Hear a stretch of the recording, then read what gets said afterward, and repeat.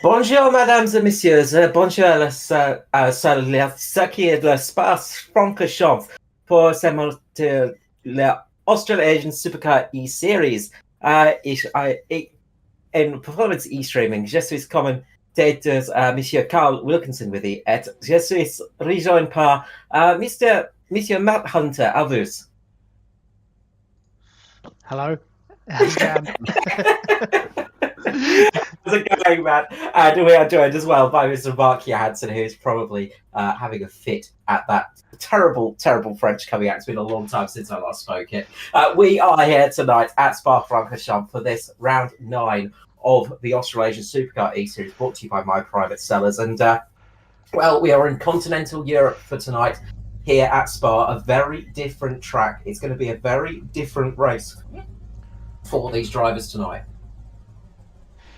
Yeah, it is. And then the question is, has anybody got anything for Craig Roffey? Because he has been dominant on these road courses. Yeah, absolutely. And he is looking dominant here tonight. Let's run through the starting grid for tonight's race. It's Craig Roffey taking pole with Shane Roffey on his outside, Andy Barber, Kay Donnelly on row 2, Tom Pritchard, Gary Wellman on the third row, Justin Whitcher, Perry Anastakis on row 4, Troy Davis and Adam Malone on the fifth row, Aidan Schultz, Kim Roffey on row 6. Row 7 is Peter Madsen, Aaron Dillon, Todd Maxfield, Brian Blundell, Darren McKenzie, Chris Finley, Kobe Jordan and Brad Fenley round out the field here tonight. And we're about to go live for the race. The green flag is about to drop here for this round number 9 of their series, and it is Craig Roffey going to be leading them away, and we are go for this round number 7 here at Spa, and they are all off down towards the source for the first time tonight. Watch out, for instance, here, very tight corner as they are 3-4 wide going through. Darren McKenzie making a nice move down the inside on the way down to Eau Rouge for the first time tonight. A tricky corner. Tyres will be a little bit cold coming down here through the dip and then up the hill, climbing their way up to Radion for the first time and heading to the Camel Straight as well. Looks like we have had everybody make it through relatively unscathed, which is good news as they head down towards Lecombe for the first time. The big long straight here gives an opportunity for some slipstream and action into the twisty corners through Lecombe's Melody up towards Brulex as well. This is such a fun circuit, and Peter Madison has had a moment just going through Lecombe, and he is facing the wrong direction. It looks like he's managed to keep the car relatively safe. He's got back on track as they head down towards No Name, as it used to be called, the Lauder curve as it is nowadays, down towards Fania for the first time as well. But a good start there from Craig Roffey. He has pulled out in the lead. Not surprising with his form on the road courses this season, Mark. Yeah, definitely. He's been the man to beat on the road courses, but there's been some great moves. That move of Darren McKenzie's in that turn 1, that was fantastic. Nice little push up in a nice spot to make up. Absolutely. Again, 7 positions on the opening lap so far, and we are still to get to the start finish line. It is a 7-kilometre length track, this one. If you've never seen Spa before, well, first of all, what are you doing? It is one of the best tracks in the world, but it is a very, very tricky track. Very different type of track for these cars to race on, though, as well. A little bit more in their wheelhouse, of course, but it is a very different kind of track to be in the V8s, as we see Gary Wellman making a nice move on Whitcher towards the bus stop chicane, and he's going to try and get the inside. Aidan Schultz gets caught from behind by Adam Malone, spins him around on the exit of the bus stop to manage to spin it back in the right direction, but that's lost him a whole heap of positions. Wellman making a nice move on Whitcher there, but Whitcher coming back at him through La Source, and he's going to try to make the move, but not quite there as they head their way down to Eau Rouge once more. And Gary Wellman making his way up the field nicely there, and he needs to make his way up through the field because he had really rough start to the championship battle since the points reset, and that's dropped him down a couple of positions. Leading the championship at the moment is Kim Rothie after his win last time out. Shane Rothie, Gary Wellman just behind him on 70 points. Kim Rothie on 73. 67 points in third is Craig Rothie. Chris Finley, 65 points in fourth, and Andy Barber on 55 in fifth. So it was a great start to the championship season for Kim Rothie, but he is going to lose some of those positions because he's a little bit further down the field tonight. He's going to want to try and make those moves up towards the front, get closer to Craig, and keep the championship battle alive there up the top of the field. But you've got to say it's going to be tricky because Craig has been absolutely dominant so far, and he is dominating right now with a 0.8 second lead over Shane Rothie. Yeah, it's definitely suits Craig these road circuits. And as you said, Carl, every time we've been to a road circuit like Phillip Island, he has absolutely dominated it. Just back to the Aidan Schultz. He's not having a very good season so far. In three races I can recall that where he's been just been tagged and been turned around.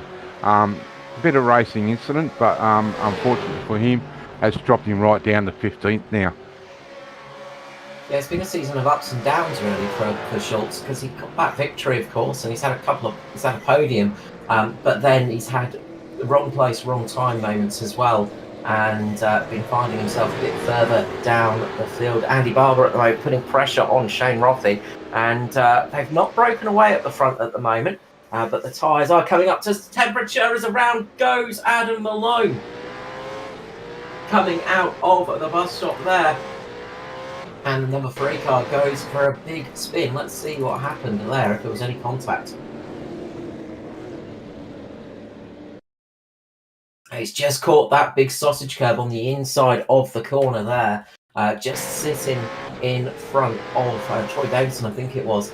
And that's pitched the car around. It's so easy to do in that final corner. Those big sausage curbs are very evil indeed. Especially in a Formula 1 or an open wheel.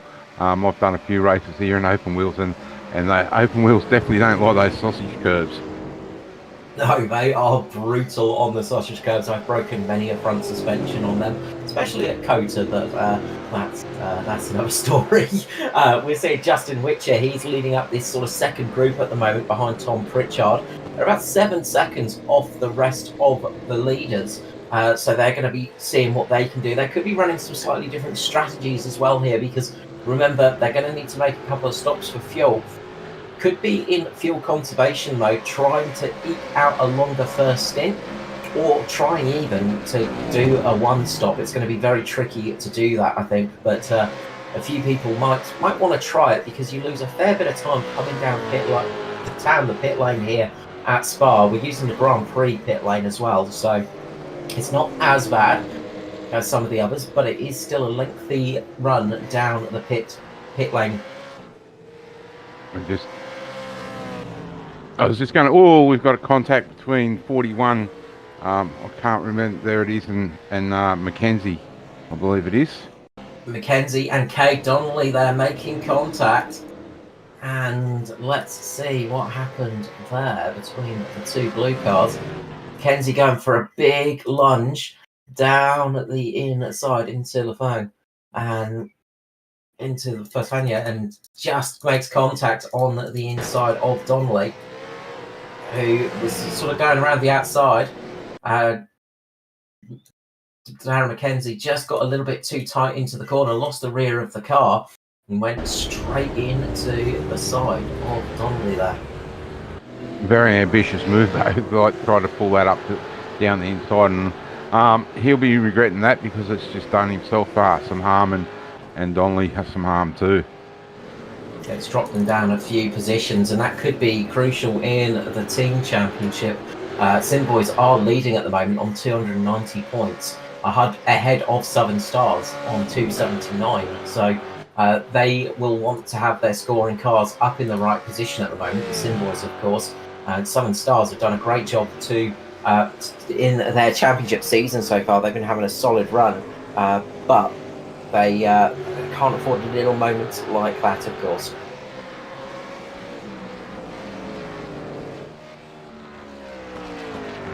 Again, there's like normal, Carl. We've got some close racing through the field. Just looking at the Jane Roffey and trying to pick the car that's behind him there. Andy Barber. Andy Barber. Nice and close through that back section of the track.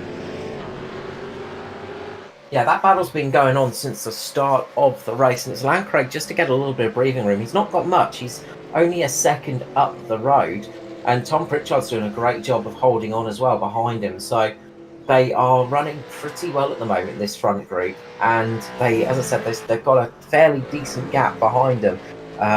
Justin Whitcher's managed to break out away from Gary Wellman, and he's trying to close this gap a little bit here. He's sort of in no man's land at the moment, running his own race.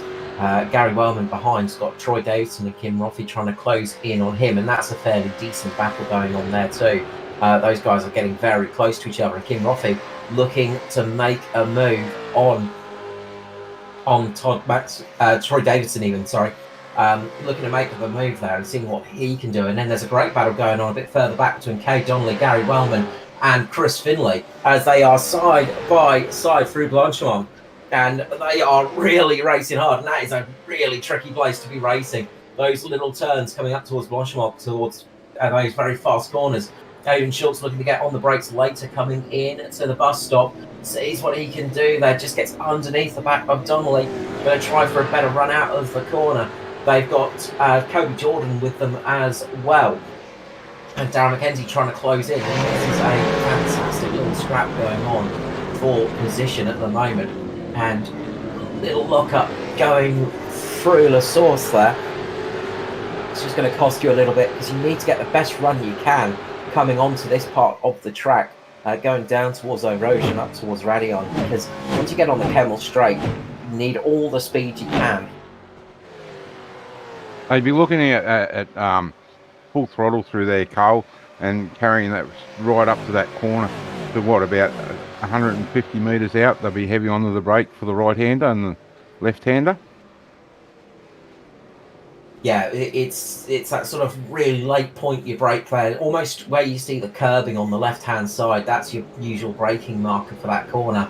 You know, these cars a little bit heavier, they're a little bit sort of stockier than GT cars, so the braking marker is slightly earlier for them, just a tiny bit, and that can catch a few people out, especially racing in this one, because you get so used to the braking markers in GT cars, as Todd Maxfield has a big moment coming out of No Name, and that's lost him a couple of positions. He's very lucky to keep that off the wall then. Yeah, that was so very close. Donnelly loses the rear of the car going. Whereabouts was that? That was going through the fast section of the track, going down toward the plan, and just unsettled the rear of the car. And that is a big moment.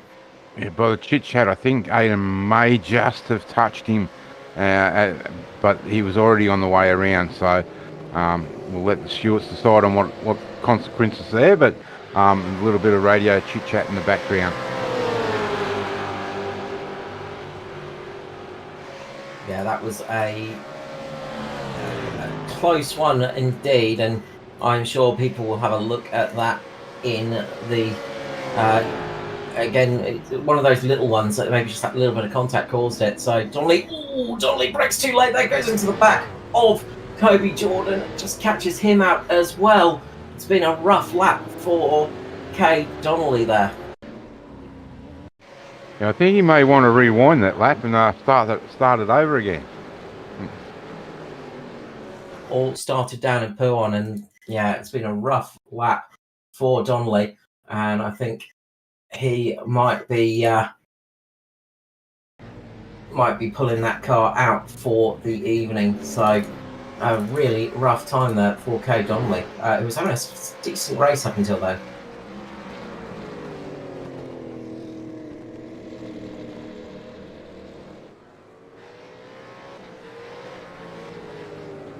So we continue on here, at the wonderful Spa-Francorchamps, and we are going fully at it as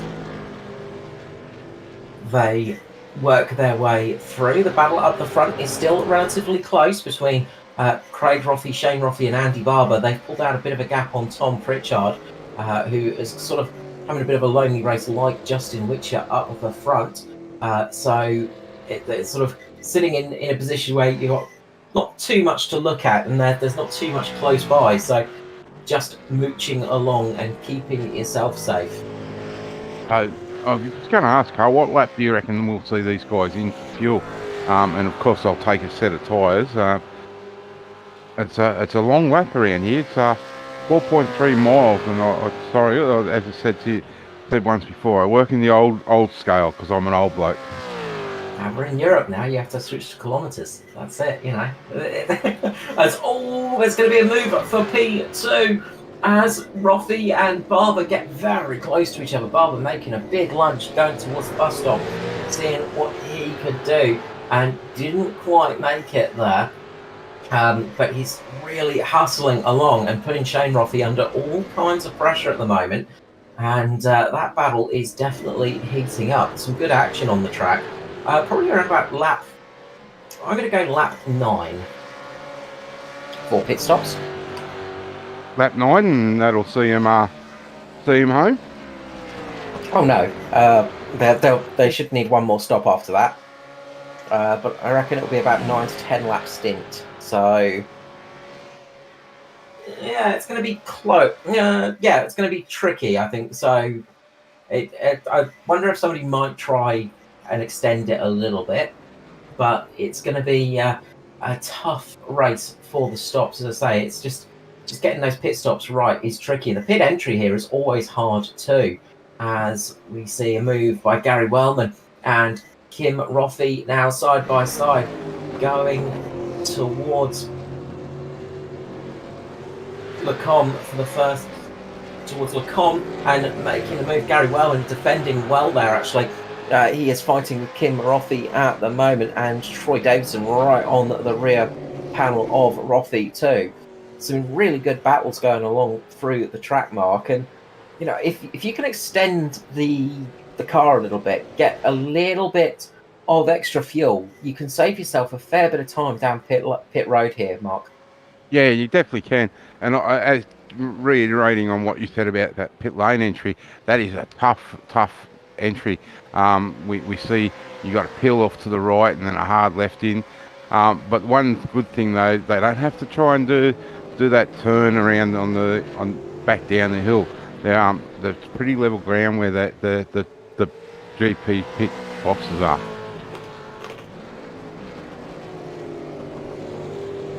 Yeah, it's not like the sports car pit lane where it is very much downhill.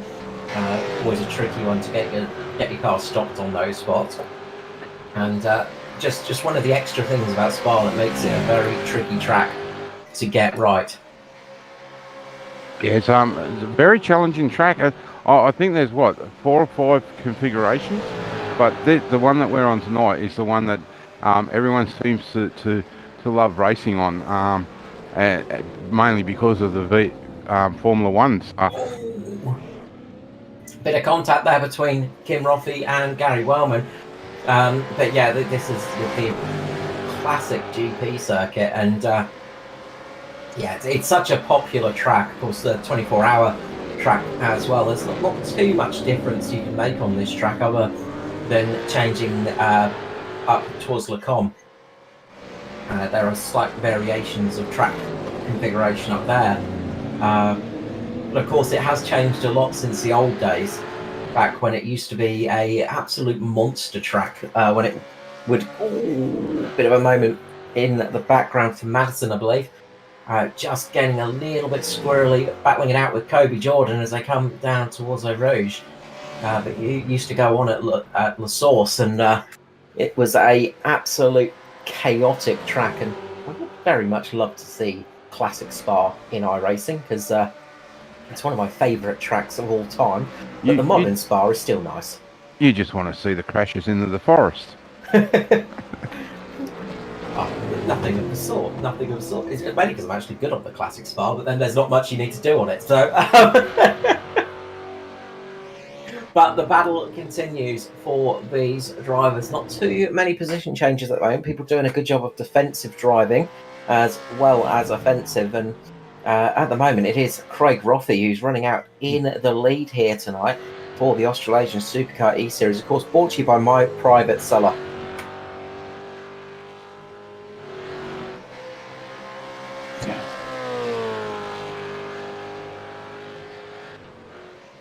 Craig Rothie at the moment having the fastest lap of 2:21. So he is still the fastest car on track by a good couple of seconds. He's actually started putting the hammer down and he's broken away from Shane Rothie and Andy Barber. They've dropped about 3 seconds behind now, and I wonder if it's just using up the last bit of life of the tyres. Car's getting lighter, of course, as well, and that makes a big difference in these things, not carrying around a couple of extra kilos of fuel. And they're starting to come alive a little bit now on this lap number 9 of the race. Yeah, definitely. I'm just keeping an eye on Darren McKenzie and Pod Maxfield just further down.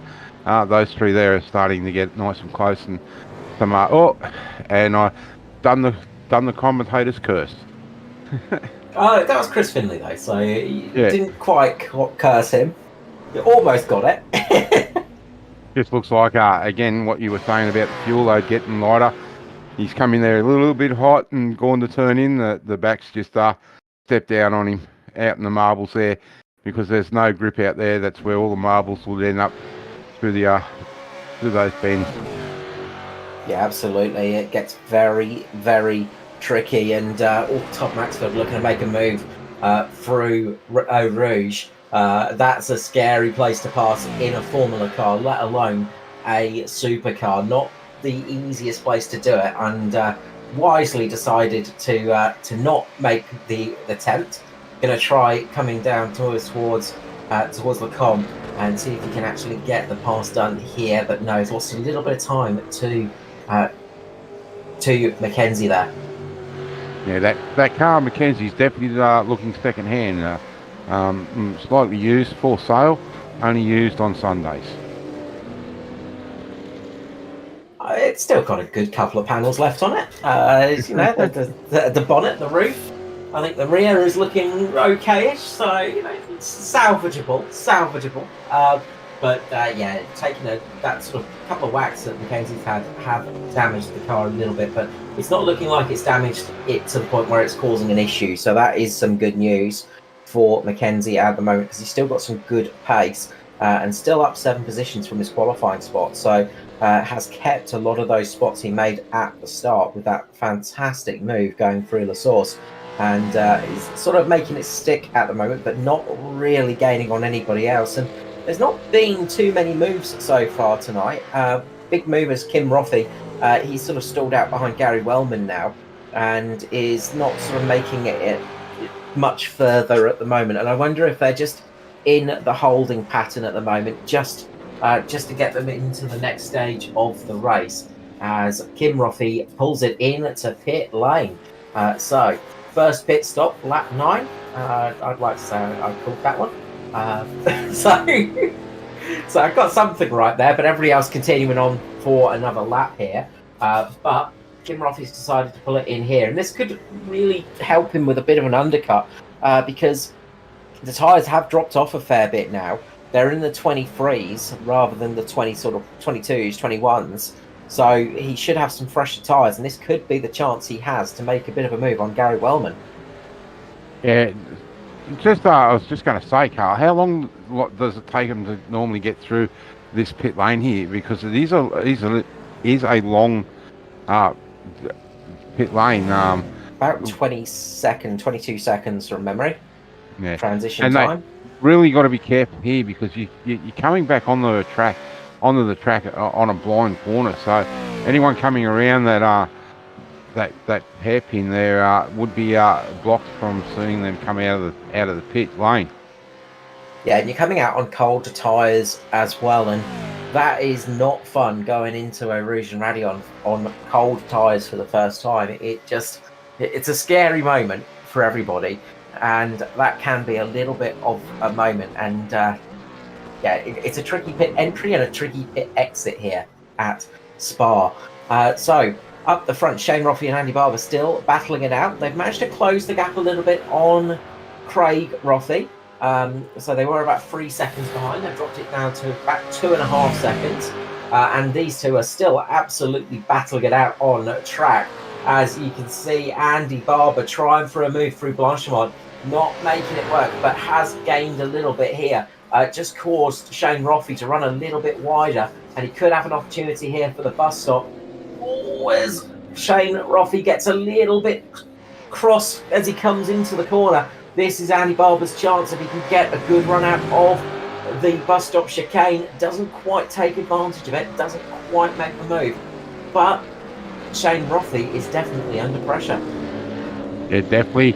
Andy definitely wants to make that move and get up in the second place. Yeah, you can see he is really hustling along at the moment and putting him under all kinds of pressure as they dip their way through Eau Rouge and up through Radion, over 200 kilometers per hour. And Shane Roffey just got a little bit bottomed out there. He lost a little bit of speed, and that's given Andy Barber the chance here down the Kemmel Straight. Into Le Combes they come, and making the move is Andy Barber. A beautiful pass there, textbook pass here at Spa by Barber. Yeah, that's a great textbook move, as you said, Carl. They've done it the long way around the outside, and a lot braver, and a nice cleaner entry into that turn.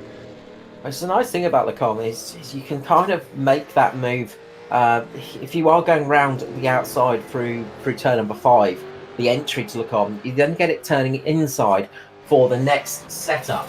So you sort of, it can sometimes pay off for you, because that second corner is where you can really take a nice tight line compared to your opponent, and that can be a really good factor in the pass. It's a fantastic corner for the passing opportunities, and I think maybe Kim Roffey was a little bit naughty down pit lane, and that early pit stop has not paid off, because he's had to come in again, second stop. So that has lost an awful lot of time for last week's winner, Kim Roffey. I see also that Perry Anakis has been down pit lane, so look for him to start making some moves through the field when he can find someone to race. Well, the fresher tyres should make a bit of difference here for Parry, and he could find himself getting a couple of positions just by having those slightly fresher boots. As Shane Roffey's pulling it into pit lane, so the first of the leaders to come in is Shane Roffey up in 3rd position. After losing that spot to Andy Barber, he's decided to pull it into the lane and see if he can get a bit of an undercut going here. Barber's trying to close the gap on Craig Roffey. Just about a 10th of a second between those two cars at the moment. Good battle going on here between the teammates of Gary Wellman and Troy Davidson for the Sim Boys, the hot toddy United Electrical Solutions Sim Boys. Of course, big thank you to those targeted sponsors of the series on those cars. They are having a good race at the moment. It's keeping it relatively close together with each other. They're sort of trying to close the gap on Justin Whitcher, but really not making much headway at the moment. And give a bit of an idea of the pit lane loss here. Shane Roffey's come out in 9th position, so that's dropped him right down the field, and the field is relatively close still. So, making a pit stop early on, you could find yourself in some traffic. So that's something for Craig Roffey and Andy Barber to think about. They might want to stay out just a tiny bit longer, just to try and avoid some of that traffic, as Shane Roffey's come out just behind Darren McKenzie here. Just looking back in the 080, Kobe Jordan, we've seen him miss in the last couple of weeks. It's good to see him back out there on track, and down in 13th, but car's nice and straight, so we'll see where he can end up after the first lot of pit stops, and see if he can make it back up into the top 10. Up 7 positions at the moment, so it's been a solid run so far for Jordan, and he's going to be hoping that he can continue on the march and continue and moving up the field here. Brian Blundell into the pit lane as well, so we're starting to see those pit stops happening. We've still got just over half an hour remaining, so there's still a little bit of time remaining here, and looks like they've done a good job of extending to the point where, if they can make it for another lap here, they can make it home pretty much on one with just this one stop. So we could see them in a good position, but it's still going to be tight as Craig Roffey and Barber have to pull it in. So I wonder, those people that were saving a little bit further down the field, if they can extend another lap here, they will be in the sweet spot to make it home with no more stops. Yeah, it definitely could be. Just looking at Aidan Schultz, after that early accident, he's made his way back up into the top 8, and he's going for another lap. So he could be one of those cars in that great position of getting away with one stop. Yeah, the 52 Garden Octopus car here could be in a fantastic position, because he's going to be able to go to the end with the tank that he's got without too much problem. Everybody else might be a little bit shy and might have to do a bit more fuel saving to get to the end. So Aidan Schultz could be in a fantastic spot. Same with Darren McKenzie. He's managed to keep it out for an extra lap as well. So this could be a golden opportunity for the Golden Octopus car. And Darren McKenzie as well could be in with a good result here if he can just keep it up for another lap. And he'll lose position here to Craig Roffey, but he's got to make Roffey might need to make at least one more stop. So if that's the case, it could be fantastic news for McKenzie and Schultz.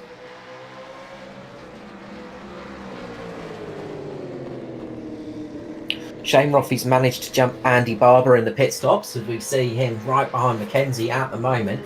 And that undercut, we were sort of saying it's probably going to be a bit powerful, and it was. You can see just how much time Shane Roffey's gained on Andy Barber, who did all that hard work to pass him on track, only to see it disappear through the pit stops. Yeah, definitely. Now after that set of pit stops, we were talking about Schultz, and now he's inherited the race lead, but it's only going to be for a lap or two. But nevertheless, it's going to be a nice one for him to come back out and see where he jumps out, and see if he's this long run has paid off for him. He's going to drop down to about 12th, I reckon, about 11th or 12th once he comes through pit lane. So when he comes in for this pit stop, he'll drop down a little bit, but a lot of other people will have to do a lot of saving here, and they're going to have to just try and extend a little bit because they're going to be running at full pelt here.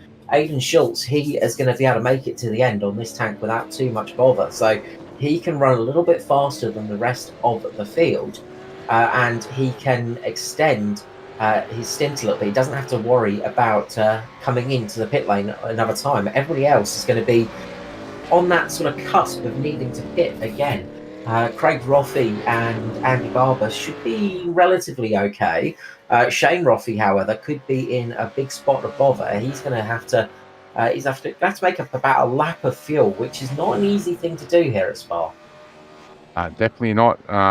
McKenzie's also coming on that lap, so they're both now down to 6th and 7th.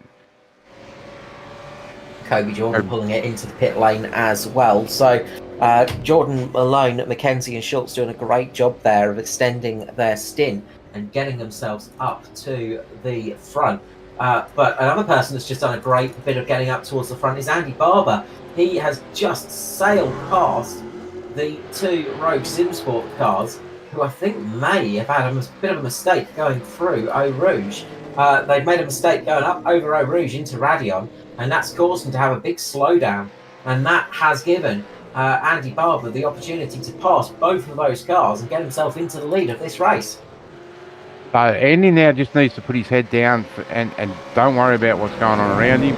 But as we say that, a nice move on the inside by Craig. Yeah, we've not seen Andy Barber's pure pace tonight because he's sort of been battling it out with Shane Roffey all night long. But he managed to keep himself tight and closed up to Craig Roffey. There wasn't much of a gap between these two cars. Although Craig Roffey's fastest lap so far tonight, 2 minutes 21, compared to Andy Barber's, who's a 2 minutes 22. So Craig Roffey about 2 tenths faster than Barber in the fastest lap. So it's not that much difference between these cars. They could find themselves in a good battle here, but Barber just needs to stop Craig from running away. Yeah, just looking at the last lap before they go across the strike here, it was half a second in favour of Barber. So they are trading blows and lap to lap.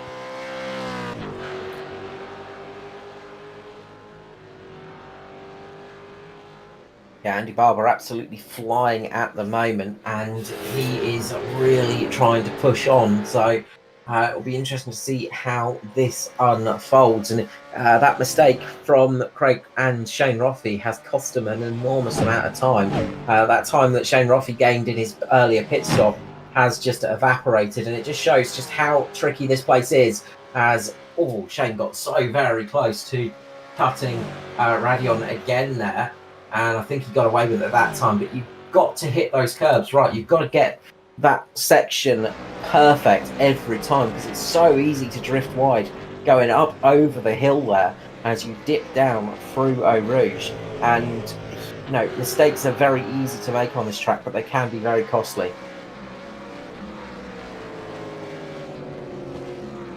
So 24 minutes remaining in this race. We are coming into the final section of the race, the final half.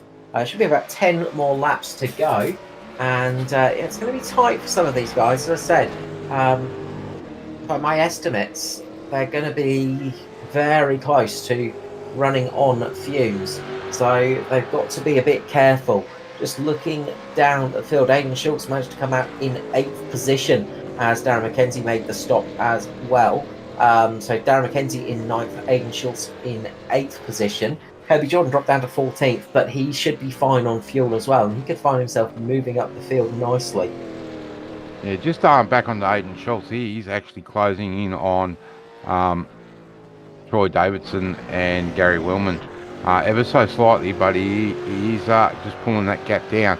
So I think by the end of the race, we'll see a nice little battle for 6th, 7th and 8th. And if Darren can close that gap in on Schultz, we'll have a 4-way battle.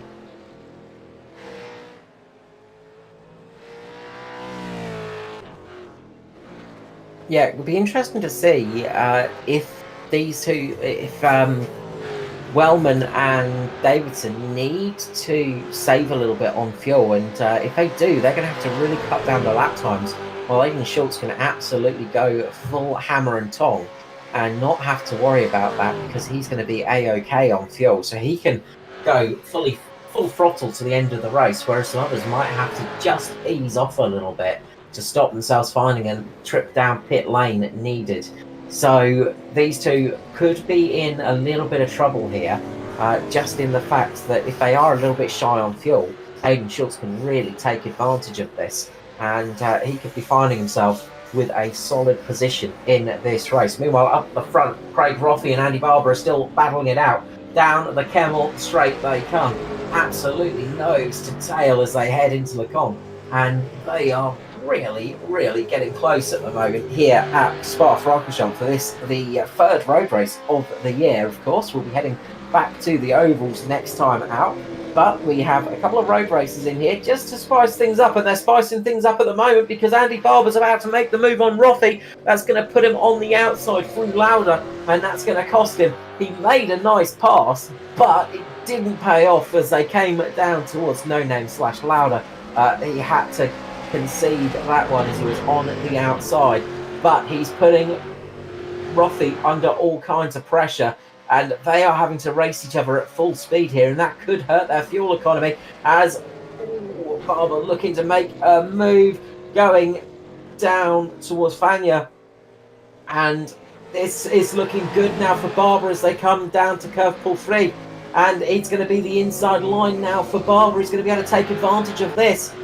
Holds the inside line and will be back on to the front of this chase, leading Craig Rothie as they head their way down towards Blanchimont.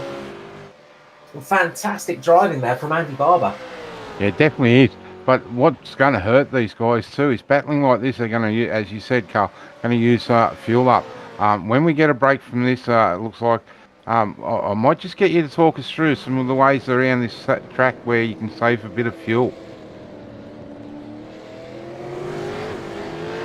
Yeah, it's going to be the big thing. Is going to be lift and coast. That's going to be the key here, and what that means is you just lift off the throttle just as you're heading into the corner. So you let go of the throttle, let the aero slow the car down, and then just tap the brakes at the last minute. That's going to be the best way of saving here. You could possibly use the clutch just to dip in as you're heading just towards the corners, and just lifting off a little bit as they go through Eau Rouge and up over Radion here. And that's hurt Andy Barber because he's just ran wide going over the top of Radion. That's going to be a slowdown for him, and that's going to lose him at that position. So Andy Barber's going to lose that spot he was fighting so hard for, and Shane Rothie is there to pick up the pieces as well. Disaster there for Barber. We saw that on board with Craig Rothie, and that's just how easy it is to make a mistake going through Eau Rouge and up over Radion. But back to the fuel saving again, it's just going to be lifting off as you come into the corners, maybe just running a slightly higher gear, just putting the engine under a little bit less workload. There are a few, lifting coast can really be an effective way through this track. You can't really lift off on the straights because that's going to lose you quite a lot of time, but you can lift off a little bit before the corners, and especially as you head towards the Com, as you head down towards the bus stop chicane, those are the two areas where you can save the absolute most. You might see a couple of people just dipping the clutch in for a little bit as well, just to put the engine under a little bit duress and just try and save those extra couple of millilitres that you'll need at the end of this race. It's definitely going to be a big ask for these guys here. Although now they've settled down a little bit, we've got a couple of seconds or a couple of hundredths of seconds gap between them. They can just start to use that little bit of fuel saving that you were just driving to us, Carl. But when if they get joined back up, it's all on again, and the gloves will be off with 10 laps to go.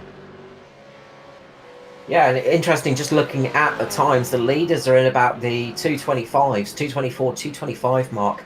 They are not really able to put their foot down and go to the absolute maximum in these cars, whereas Aidan Schultz is in the 222s at the moment, fastest car on track, closing the gap to Davidson and Wellman. Just about 2 seconds now, and you can just see how close that is getting with Troy Davidson in the foreground. And Aidan Schultz is doing a fantastic job of making this strategy work out. Darren McKenzie as well, he's pushing pretty hard, but he's not quite able to catch up at the same amount of speed.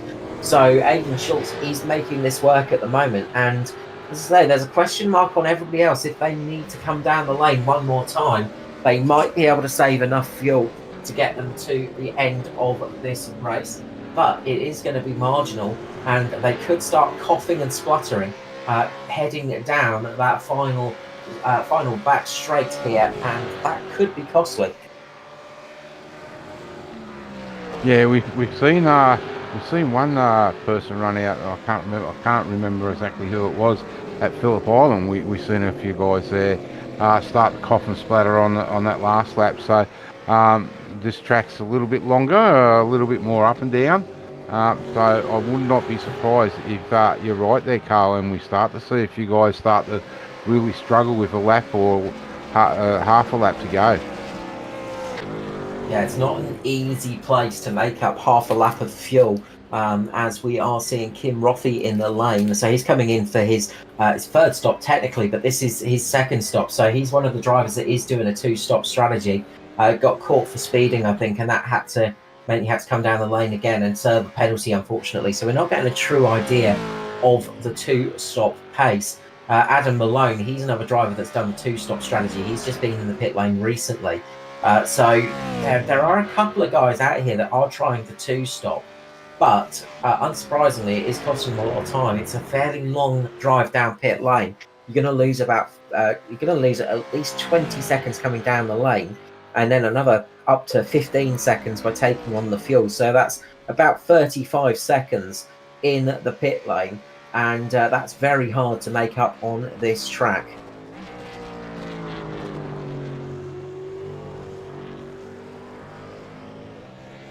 So as we continue here, Andy Barber is closing in, as Shane Roffey's had to pull it into the pit lane. I said a few of these guys are going to be touch and go on fuel, and Shane Roffey was probably the one that was going to be closest. He cannot make it to the end with the fuel that he's got, so he's going to come in now, get some fresh tyres and a little bit of fuel, and run to the end. Can the others do it? That's going to be the question. We're pretty sure Aiden Schultz can do it from here, but it's going to be marginal for everybody else. Where does Shane Roffey come out? That's going to be the big question here. He is got some good pace. He's managed to keep up some speed. He comes out just in front of Wellman. So that's crucial information as Shane Roffey pulls out just in front of Gary Wellman. He was stationary about 10 seconds, so just took on about 10 seconds of fuel there.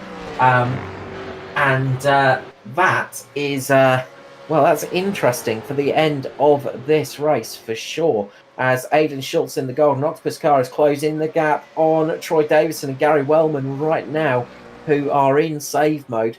But can they save enough and defend against the hard-charging 52 of Aiden Schultz? I'm back, boys. I just went for a run down pit lane and spoke to a crew chief. Anyone that stopped early is definitely going to be in trouble. And you're 100% right, Carl. It looks like they are going to be about a lap and a half short on fuel. Okie dokie. So this is going to be interesting. As I said, Aiden Schultz, he is in a prime position here. If he can make it to the end with that one stop, he is going to be gaining a whole heap of positions here and ruining that moment coming out of the bus stop chicane where he ended up in the wrong direction. But he is going to be possibly sitting up in about P4 in the race. So he could be looking at 4th place in this race with that strategy. But he has to be careful now. He has to race Troy Davidson hard, and he is doing that, forcing Troy, gets a little bit wide, gives Aiden Schultz the chance to make the run through the Portray curves, and he gets his way past up into 7th position. Next on the list is Gary Wellman.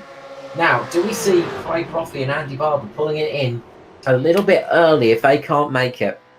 Do they just come in a tiny bit sooner because they've got enough time to get in and out ahead of Shane Roffey at the moment?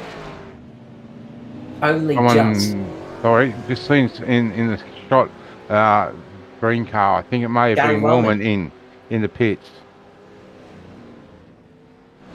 He's pulled the trigger, so it's going to give those tyres a bit of time to warm up, and if everyone else has to stop, it's going to be he's going to be in a good spot for a good battle towards the end of the race, Carl.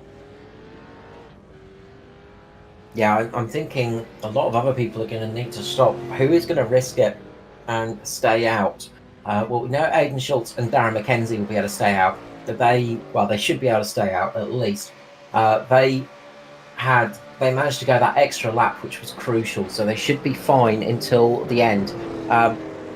Whereas everybody else is going to be really critical on the fuel level, depending on when they get across the line. So this could be a really, really tough race. Another driver that could really benefit from this is Kobe Jordan down in 12th position.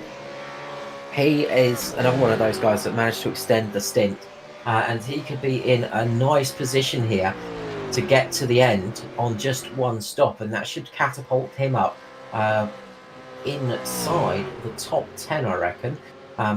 but he'll have to defend against those cars that are closing in behind him as well. He's trying to catch at the moment on Peter Mallison, and behind him is Kim Roffey and Todd Maxfield, who are now charging their way through as they just made their final stops. So about 5 laps to go, 11 minutes in this race, and lots to happen here still tonight for this round number 9 of 11 of the Australasian Supercar eSeries, brought to you by my Private Cellar, of course. Big thank you to them and the title sponsors. We would not be able to race without them, of course. Whitcher Electrix, RKJ Web Services, my Private Cellar, Hot Toddys Heating Solutions, and United Electricals. Big thank you to all of them for supporting the series, as Justin Whitcher needs to pull it in now from 4th position.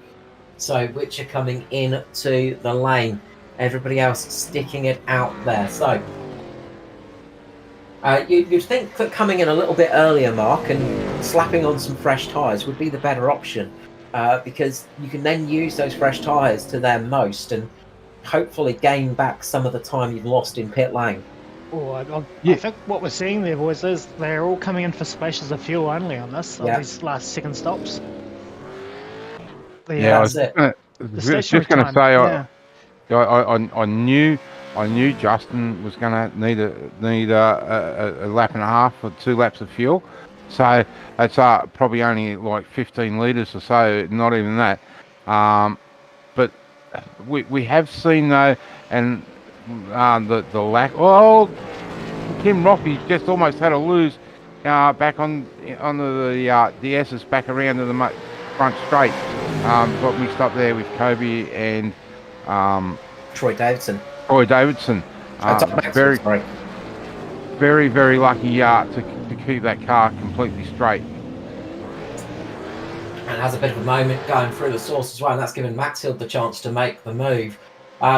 They've seen a lot of people coming in for fuel. I just wondered if it would be worth, stopping a little bit sooner and just coming in to sort of get some tyres as well, because it might have been worth making that 2-stop strategy where you come in for the tyres and gain the speed, because just coming in for fuel, you do save a bit of time, but I wonder if it would have been worth that 2-stop. And it's a shame we won't see that one playing out for some of those drivers a bit further down the field. Kim Roffey is making it work, but remember, he had to serve a penalty, and that cost him dearly, and I believe we're just hearing it as well. The 52 has got a drive-through. Yeah, too many off-tracks contributing to the incident count, and we're getting word that the 52 is a drive-through penalty. That is painful for Aidan Schultz. He did a great job of working his way back up through the field, but off-tracks are an easy thing to build up here at Spa. You've got to be so careful not going too wide. It looks like Aidan Schultz is going to go around for another lap here, but you've got to be careful not going too wide, because it's so easy to get those off-tracks by going beyond the white line and finding yourself with a penalty. Yeah, that's a real shame for Aidan. All that hard work back up in the 5th place right at the moment, and to have a drive through, that would be gut wrenching for him. Yeah, it's going to drop him down to at least 9th position. So that will be a painful penalty. Should still see him inside the top 10 here tonight. So Craig Roffey out in the lead. He has got 4 seconds over Andy Barber at the moment. And I've just been listening to him, and he's definitely doing a bit of the old lift and coast at the moment. He is not pushing too hard. He is trying to save as much as he can in that car. And I imagine Andy Barber is doing the same. Tom Pritchard as well, just behind them in 3rd position. Another driver that's looking to try and save as much as possible. He's got Shane Roffey closing down quite quickly. But it's a big old gap to make. It's about 8 seconds, the gap between Shane Roffey and Tom Pritchard. But Shane Roffey can make it to the end. Everybody else is going to be a bit touch and go. Yeah, it's a big ask to do this. With 4 laps to go, it's just going to be a wonder who's actually taking the chance and stayed out with fuel.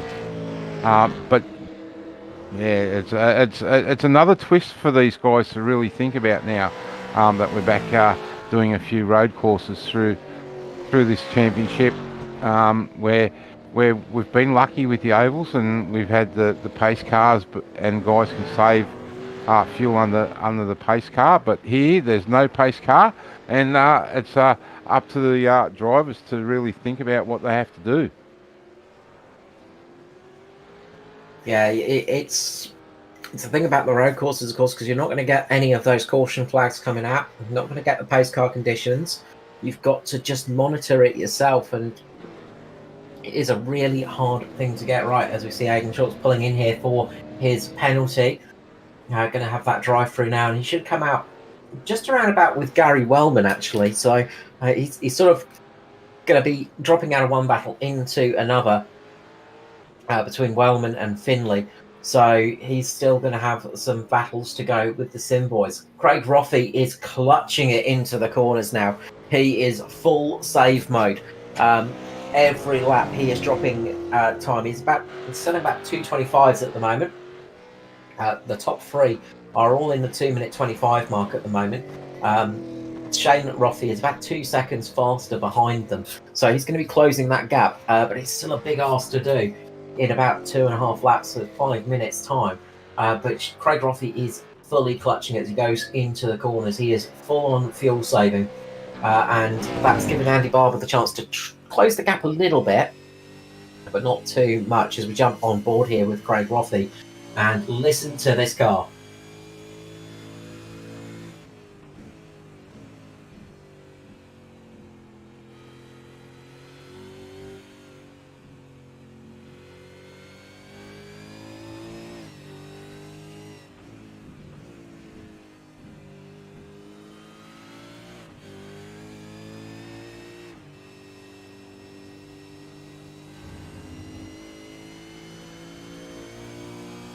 And he is short shifting. He is doing everything he can at the moment to save as much fuel as possible.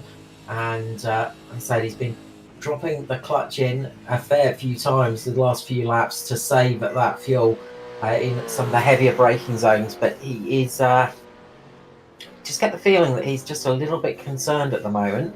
And with 4 minutes 20 still to go, they're in an awkward time where they don't want to have to do an extra lap, so they want to try and take as long as possible to do these next couple of laps, so they don't have to do an extra lap here. But it's sort of on the cusp. They should be just about in safe to only need another lap after this one. But if they get caught out and have to do one more lap mark, that could absolutely throw a lot of people under the bus. Oh, definitely. And what we won't see here tonight, Carl, is that what we've seen on the oval tracks, where guys can get in behind their teammates and push them. It's a bit hard to push around left and right corners here. Especially if you've only got a thimble full of fuel to do it with yourself. None of these cars are going to have much fuel left in the tank when it comes to the end of this race. So it's going to be critical for a lot of them. Aidan Schultz, he came out just behind Darren McKenzie, so he managed to come out ahead of Wellman. So he is going to manage to stay inside the top 10 here tonight. That's one consolation prize for him in the Golden Octopus car. Yeah, shame to see that penalty happening. But we are just coming in 3 minutes left of this race. We've still got 17 drivers. Brian Blundell down in 17th spots. He is running still and having a solid race there, just keeping himself out of trouble. But it is Craig Roffey, to not many people's surprise, leading the race here at Spa. He has been supreme when it's come to these road courses. I think you should have gone out there tonight, mate, and shown us how it was all done.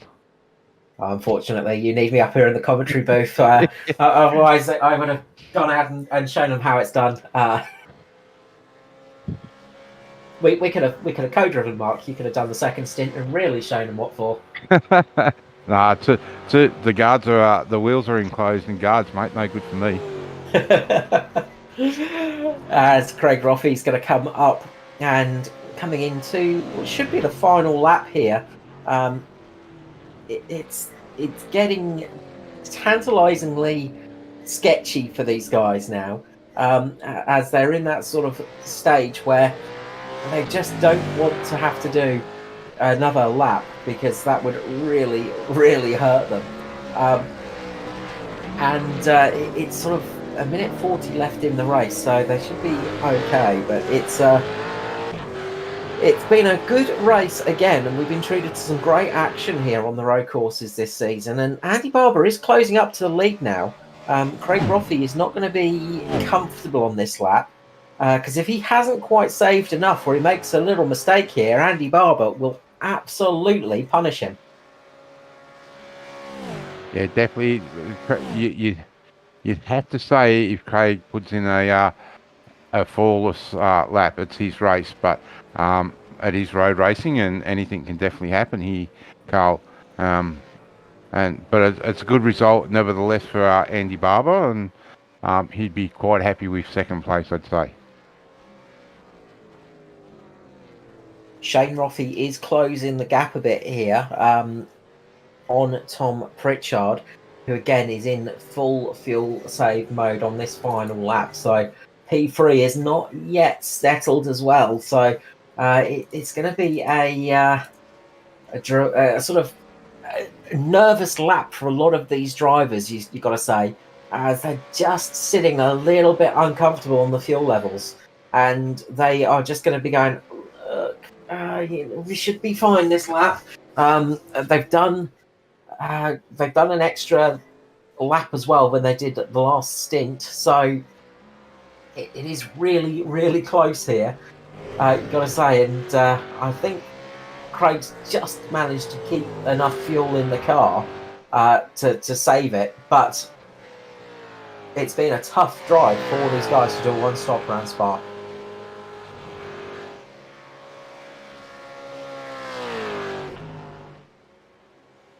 To head around Blanchmont for the last time here, and Craig Roffey is putting his foot down. Andy Barber is absolutely going for it now, as he can sniff the tail of Craig Roffey, but it's not going to be enough as he comes around the bus stop for the final time, crosses the line, and Craig Roffey takes victory here tonight at Spa, just ahead of Andy Barber. Tom Pritchard will come home in third position. A great drive from him, with Shane Roffey fighting at his heels.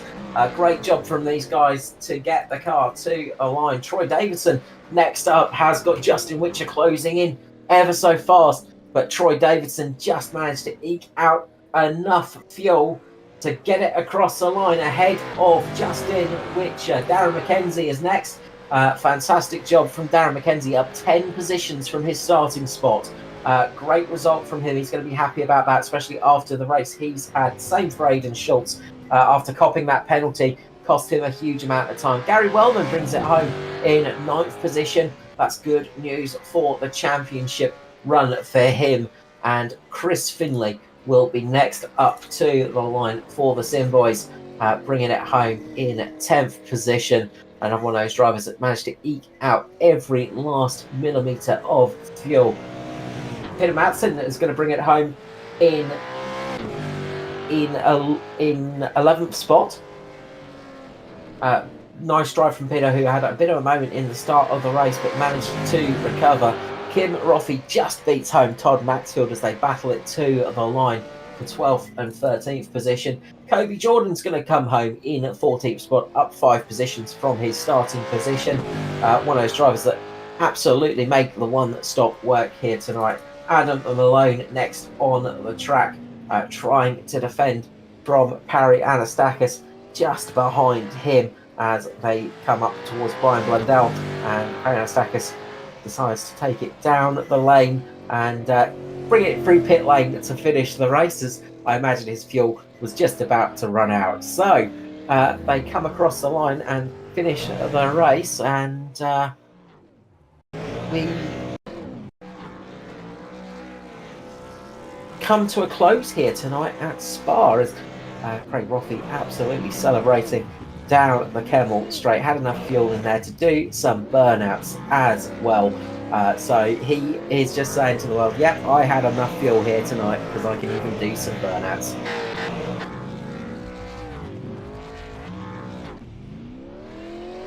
Again, we've been spoiled all on this road course tonight here at Spa with another great race right throughout the field.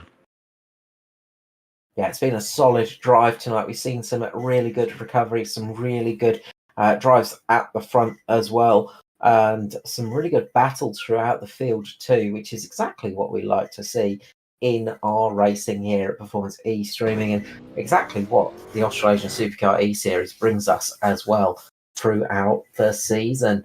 Alrighty, so what we will do is we will start off with some post-race interviews tonight, and we'll be starting off with the Seven Stars team and Tom Pritchard. So let's bring him up into the booth. And 91 Tom Pritchard, welcome to the booth, mate. Congratulations on a very solid podium here at Spa. Yeah, thanks very much, guys. Bit of a lonely race, but good fun all the least. And tough night on the old tyres, and also fuel conservation was the aim of the game. So it was pretty crazy. It wasn't an easy race to run by the looks of things. We were sort of trying to work out here on the fuel, and it looks like that final run to the flag was very touch and go for a lot of you. It was when you guys and us both, we were all kind of puzzled as to what was going on with the fuel. And to be honest, I thought we'd gotten it wrong when we were about, 5 laps out. It looked like it was going to be very borderline call as to whether it would go an extra lap than what we were estimating.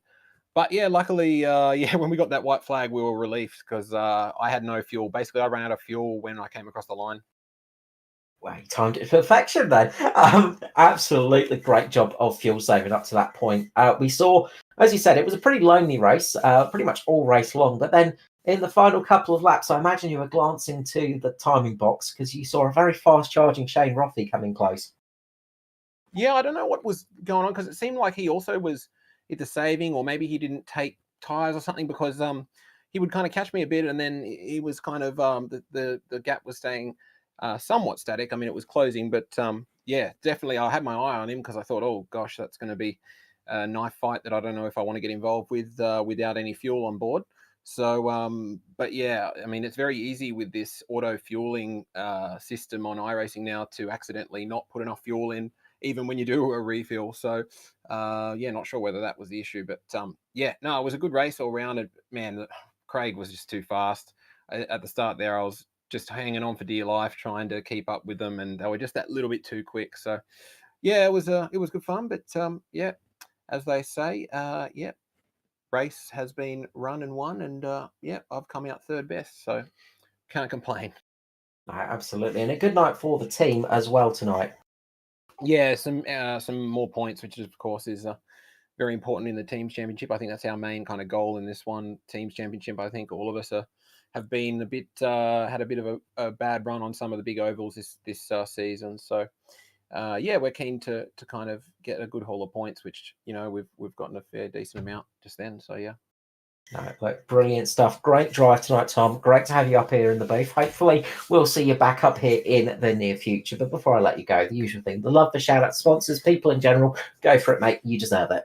Yeah, I'd just like to thank myself. The most important person, of course. Race, and I didn't have much help from it. No, of course, my team, all the guys at Southern Stars, Andrew, sorry, and obviously the other boys, Adam and Darren, always really helpful. And yeah, we've got a good team. We've been going for so long now. I can't even recall how many years it's been. But yeah, great team. And thanks to also the guys put on Australasian. And of course, you guys for broadcasting. I know it's a bit of a thankless sport sometimes for you guys, but really appreciate it. You guys do a great job. No, look, always welcome. Congratulations tonight, Tom. And hopefully we'll see you back in the booth in no time, mate. Thanks very much. Catch us later. Tom Pritchard there for Seven Stars, having a very good race tonight, as I said, and going to be absolutely delighted with that for the team too. Next up is Mr. Andy Barber. Welcome to the booth, Andy. It's been a little bit of time since we last talked to you, but it's always a pleasure to have you up here in the booth, mate. Yeah, g'day, fellas. A absolute solid run from yourself tonight. Yeah, no, and a little bit of a fuel game at the end, which kind of caught us by surprise there. We were kind of wondering if it was going to be a 1 or a 2 stopper, so we just kind of tried to run it long and then, yeah, just saving fuel and, yeah, having enough for that 1 lap at the end to pull the trigger, and it looks like Craig did too, so we kind of conserved until that last lap and then both pulled the trigger, but couldn't really close that gap by that stage. No, well, you had a fantastic race all night long, and Craig didn't quite run away with it tonight. We saw you battling out and coming out of pit lane, and those sort of first couple of laps, we saw you getting past Craig in a fantastic move down towards Paul Frey, I think it was. But you absolutely positioned the car perfectly, and you sort of had him covered until a little bit of a moment up through Rouge and Radion. Yeah, absolutely. And yeah, that's when it was kind of turning into a fuel game. So I saw he got a shortcut and a bit of a slowdown. And I thought there might be some strategy in that with fuel saving. So didn't take me long to really work that out. So I kind of wanted to get in behind those two road guys and had a fantastic battle early on in the race too with his teammate Shane Roffey as well. And just tried to pester him for a few laps early on too. But yeah, no, credit to both guys. They definitely drove well tonight. No, absolutely. And look, it was some very entertaining stuff. And you said you sort of saved the fuel till the end. How much did you have left when you crossed the line? Well, there was a debate being a timed race. So if we had one more lap after that very last lap, we all would have been screwed. But yeah, luckily I crossed the line for the white flag with 1.3 left. So that's when I kind of pulled the trigger. And then I noticed Craig respond too because the relative didn't really grow and it didn't really shrink either. So yeah, he cottoned on to me as well. But yeah, no, happy to get some team points. And I guess changing the car from red to green certainly helping. Absolutely, and throwing us off as well, which is always good. But a great night for the team tonight. You've got to be quite happy with your finish and with everybody else's. Yeah, absolutely. And Tom's done a good job as well. We kind of bash around in hosted sessions around Spa in these cars, so it's pretty fun. But yeah, good points for the team. And yeah, no, definitely trying to catch those sim boys in the team points. So yeah, certainly a step closer. Absolutely. Look, congratulations tonight, Andy. Always a pleasure having you up here in the booth. But before I let you go, the shout out, the love sponsors, people, go for it, mate. You've earned it. Yeah, no worries. Just shout out to you guys for the broadcast, naturally. Nigel, Greg, and all the guys at Australasian for putting on the series. Without them, we wouldn't have one. And yeah, just a shout out to the Stars boys as well. D-Mac, Adam, myself, and Tom. Tiona Holiday Parks, Mrs. Excel Garage, RBI Trading Cards. I think that should cover them. And yeah, congratulations to Craig on the win. It was awesome racing side by side through some corners with him. Absolutely. Thank you for bringing us such an entertaining race tonight, Andy. Well done indeed. And hopefully we'll see you back in the booth in no time, mate. Cheers, boys. And Barber that for 7 stars coming home in second place tonight. And finally, for tonight, taking out a hat-trick of victory on the road courses, it is Mr. Craig Roffey for Rogue Sim Sports. Craig, welcome back to the booth, mate. A little bit of a blip last week on your regular performances, but you are back in action tonight with a vengeance. Yeah, g'day, Carl. Yeah, last week was we'll just write that one off.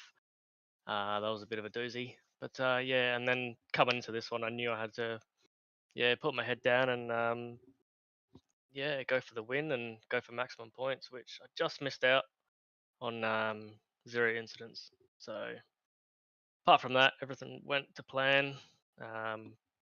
It was like the window with the fuel that got me because I went sort of hard to start with. And then I noticed a couple of guys pit a lap later, and then on my screen I could tell it was the speed that I was going. It was 26 laps, so I'm like, oh, I got to back it off here. And then after the pit stop, I noticed Andy backed it off as well, and so we're both thinking the same thing. So and I just kept that gap, and we got there.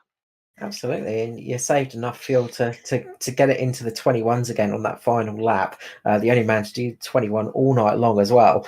So yeah, we were sort of talking about if the fuel was going to be, if it was going to be just coughing across the line, and you definitely weren't coughing because you had enough to do some burnouts down on the Kemmel straight as well. So you timed it to perfection in the end.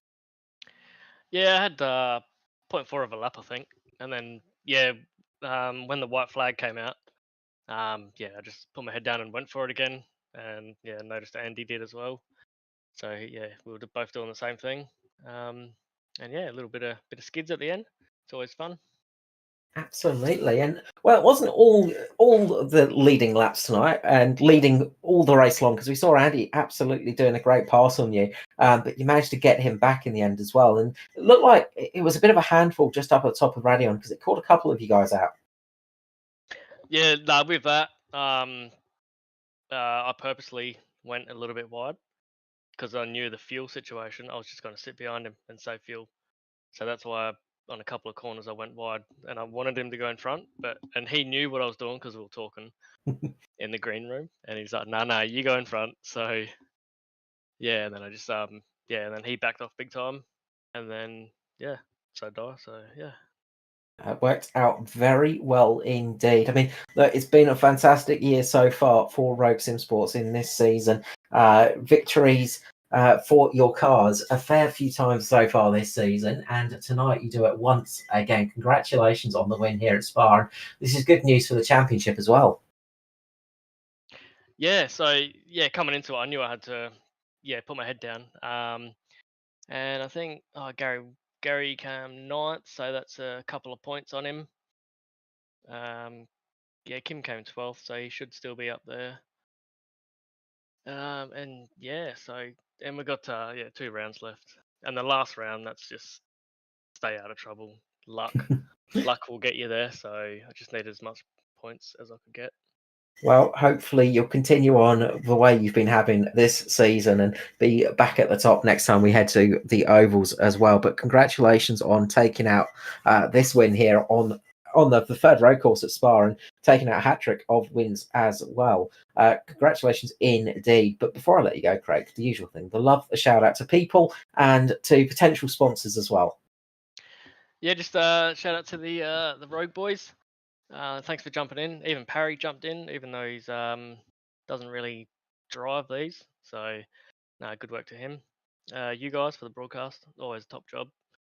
Guys in the league, it's good fun. Thanks for putting it on, and everyone for turning up. Wouldn't be racing if it wasn't for the all the races. So yeah, no, good stuff. Right, awesome stuff, Craig. Congratulations indeed. Hopefully we'll see you back up in the booth in no time, mate. But for tonight here at Spa, well done again on victory. Thanks, mate. Have a good night. Craig Roffey there for Rogue Sim Sports taking out the win here tonight at Spa. And, well, we're done and dusted for the road courses this season, Mark. Yeah, back to the left-handers, which I'm happy about. I don't have to try and remember these guys have to turn right now. Now, I was going to get you to talk us through a lap of Spa, going through all the corner names, but I didn't get a chance to do that, Mark, because there was too much racing going on, sadly. No, pass. Well, we are done and dusted for tonight, but we will be back next week with more action here. It is the final round of the Anscard Cup. On Thursday night, we're heading off to Phoenix, Arizona for the last round of the playoffs. Who is going to take out the championship? Will it be DPR? Can Dave Douglas or Ruben Phelps spoil the DPR hype train and get victory in the championship ahead of Dyson or Pearson? We'll find out on Thursday night. And then, of course, we'll be back next Sunday with more action here from the Australasian Supercar eSeries. Where we'll be at, Matt? Charlotte Motor Speedway. Ooh. A fun track indeed, and I can tell Mark's excited about that one already. So we look forward to seeing you all there for that. But a big thank you for joining us here tonight for this race, and we will see you again soon. From all of us here at Performance eStreaming, we'll wish you a good night and see you again soon. Bye-bye.